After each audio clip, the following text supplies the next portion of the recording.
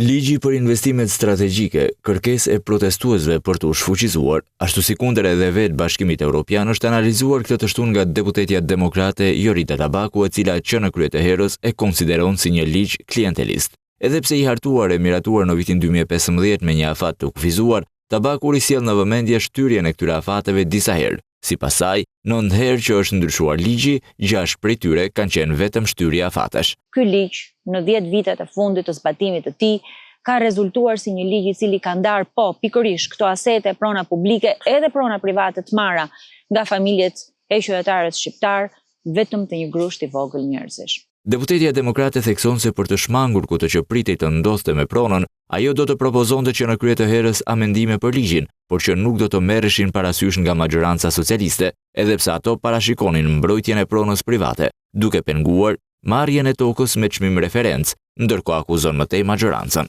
E ndërkohë që kishin premtuar që do të punonin për një ligj kuadër për investimet, një ligj i cili nuk erdhi kurrë. Duke u ndalur tek kundërshtitë e Komisionit Evropian mbi këtë ligj, Tabaku thekson se pavarësisht kësaj dhe kërkesës së saj për pushimin e efekteve të tij, në vitin 2022, majoranca sërish nuk do e merrte parasysh. Vetëm pak muaj para zgjedhjeve të vitit 2025, qeveria kërkoi shtyrjen e radhës deri në 31 dhjetor 2026. Ndërkohë që kish marrë angazhimin që ta pezullonte këtë ligj, edhe si rezultat i detyrimeve në pozicionin negociues në procesin e integrimit. Sipas demokrates Tabaku, ligji i ndan asetet dhe pronat publike pa konkurrencë dhe pa garë. Ai vret ekonominë dhe ka dhënë kryesisht leje për ndërtim me hotelesh në turizëm, pa tërhequr investitor serioz të huaj. E duke u ndalur tek dokumenti Besa, bën një paralelizim me premtimet mbi këtë ligj, kritikat europiane dhe vijimi pa u shqetësuar i qeverisë. Sa mund t'i besohet atyre që e kanë ngritur këtë sistem se do ta zhbëjnë këtë sistem?